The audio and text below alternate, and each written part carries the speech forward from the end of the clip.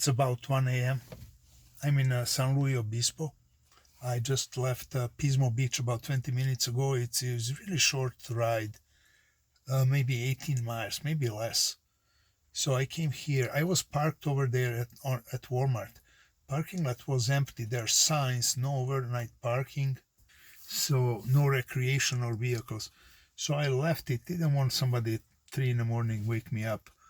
Came here in San Luis Obispo. There's Costco, but Costco parking lot is so many lights. And I found this spot next to it. I think it's Home Depot or similar store. So I stayed here only tonight.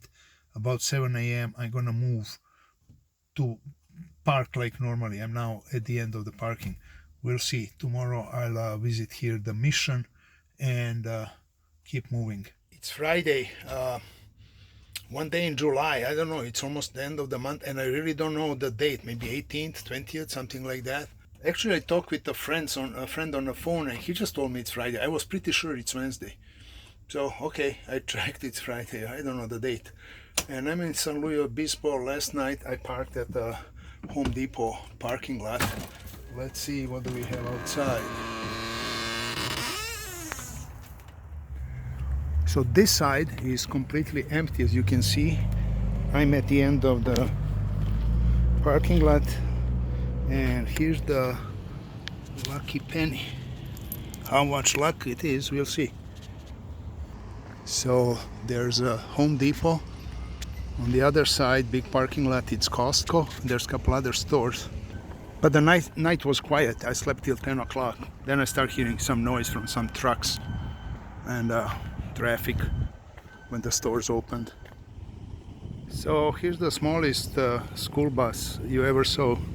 I can see some pillows inside in the man. So I'm ready to move, check out the town. It's called Dorn Pyramid. I read that because of the weight, this is the only ground that can support it in the area. It was built in 1905 by a rich lawyer who built it after his wife died, and he wanted both of them to be buried there. Later he got remarried and went to San Francisco, and I think he's buried somewhere there.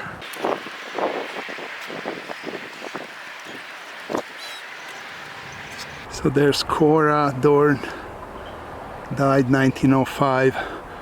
Fred Adolphus Dorn Jr., 1905. She died and lost the child in labor. And Fred Adolphus Sr. was so moved, and he says here mother, son and father. His birth date is the original, but later it was added January 27, 1940, but he's buried in San Francisco.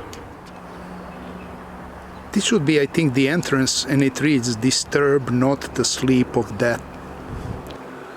And there's the pyramid.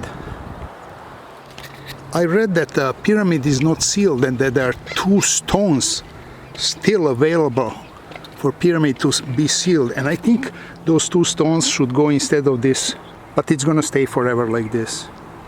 It's really interesting in this area.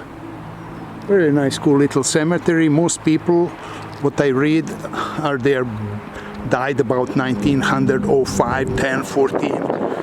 I'm not an expert, but this may be Jewish section, if not a family name, but I think it's a Jewish section.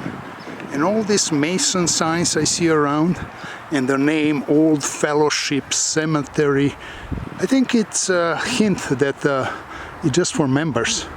That's why there's no new graves here, just the old stuff. Yeah, this is Jewish section. Each tombstone has a Star of David, and they're all facing this way. So that's the gate. So this is Jewish section for the Old Fellows from 1905. The Old Fellowship Cemetery, if that's the proper name. It says Memorial Garden. But what I notice here, see those 2 big rocks? it's exactly like the material from the pyramid. So why is that there? I'm telling you, it's the same material like the pyramid. Like there's this rock, but that's different. So are those that to be used to seal the pyramid? I don't know. Downtown San Luis Obispo, next to the Blast Pizza, next to it in the alley, I'm going to see something so you don't have to go to see it yourself. It's so dumb, but some people consider it art.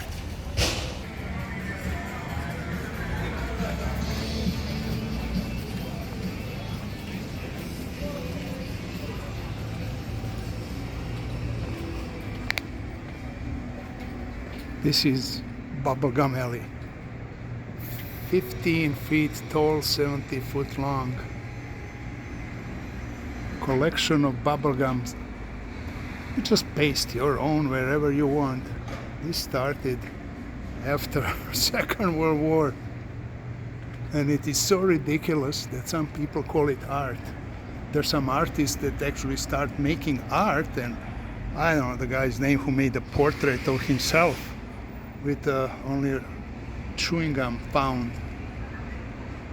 Ridiculous, and something we all hate to step on, but here we come to see 140 feet of